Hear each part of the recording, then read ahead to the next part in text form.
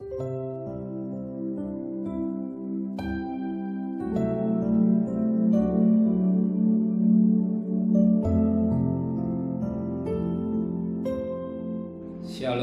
pagi bersama tutupan kepala, pejamkan mata sejenak.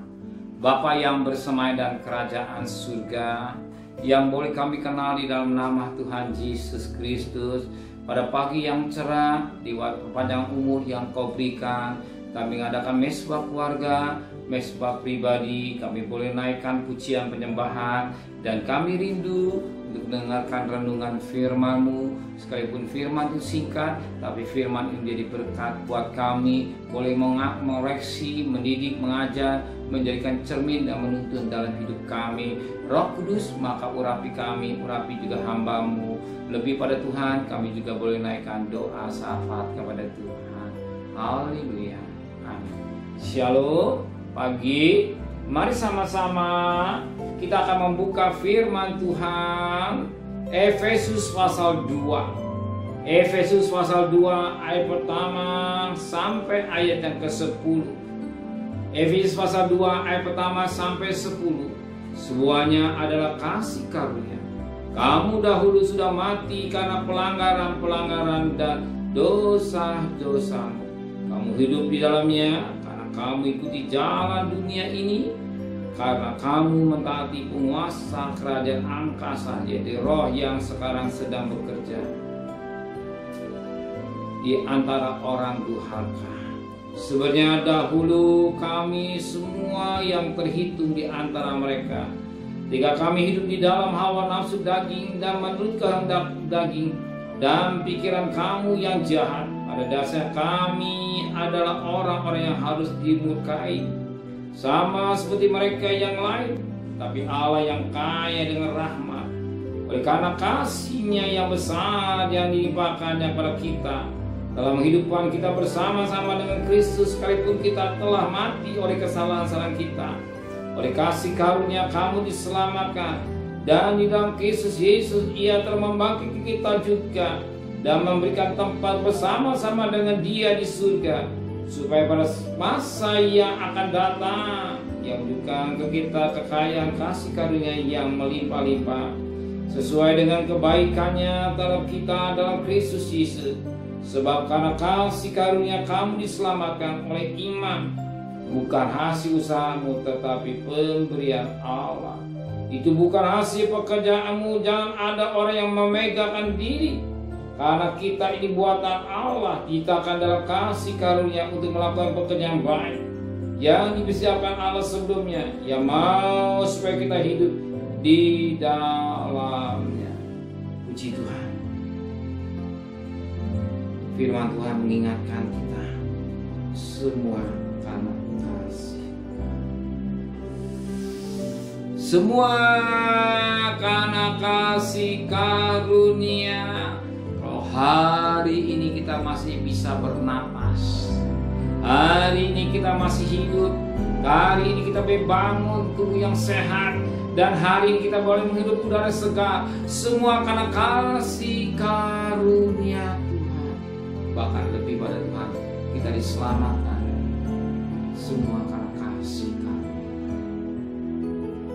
Semua karena kasih karunia Tuhan. Sebagaimana firman Allah berkata pada ayat yang ke-8, sebab karena kasih karunia kamu diselamatkan oleh iman, dan bukan hasil usahamu tetapi pemberian Allah. Alkitab sudah jelas menulis, karena kasih karunia kamu diselamatkan oleh iman kepada Yesus Kristus. Iman karena Yesus telah mati jauh jutaan untuk menjadi kutub, lebih pada Dia memikul dosa manusia sedunia. Dia mau menderita, Dia mau dicaci, mau dihina, dilecehkan, dan segala-galanya. Dia mengorbankan diri untuk keselamatan kita. Dan bagi kita, firman Allah berkata, barang siapa yang percaya Dia boleh diselamatkan. Barang siapa yang percaya kepada Dia boleh diselamatkan. Sebagaimana firman Allah berkata, Karena begitu besar kasih Allah pada manusia di dunia ini hingga diberikan anak yang tunggal. Supaya barang siapa yang percaya kepada Dia jangan binasa. Dan kita beriman kepada Yesus dan kita percaya penuh kepada Yesus, semua kita boleh diselamatkan oleh iman. Firman Allah bukan hasil usaha, tapi ini pemberian Allah secara cuma-cuma. Anugerah pemberian Allah secara cuma-cuma. Jadi bukan hasil usaha. Kalau kita bekerja, kita bergaji karena usaha kita. Kalau kita lelah, kita dapat uang karena usaha kita. Tetapi kita dapat pemberian kasih karunia tanpa usaha. Kita boleh menikmati keselamatan hanya modalnya percaya. Percaya pada korbannya.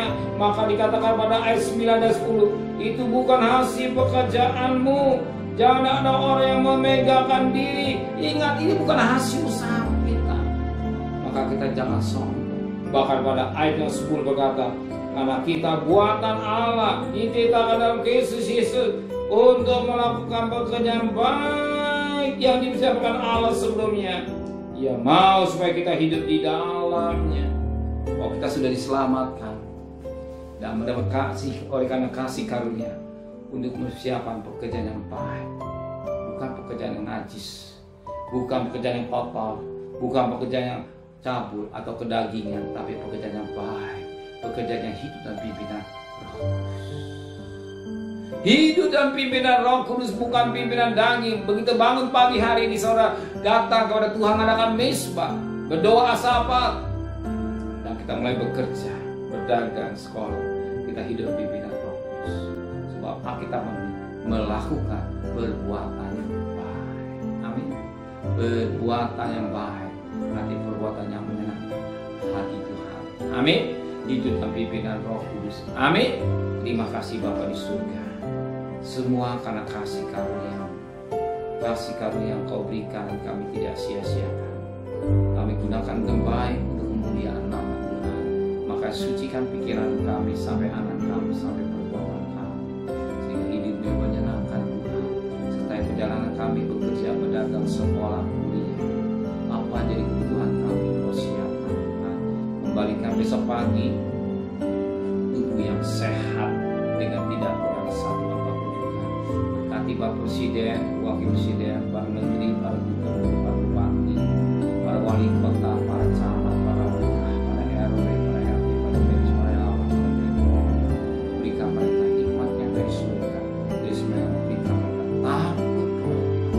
Terima kasih Bapak, segala terkasih. Terimalah berkat nikmat dari Allah Bapa, cinta kasih sayang dari Tuhan Yesus Kristus, dan berkat Roh Kudus kita saudara mulai hari ini sampai Maranatha Tuhan Yesus datang.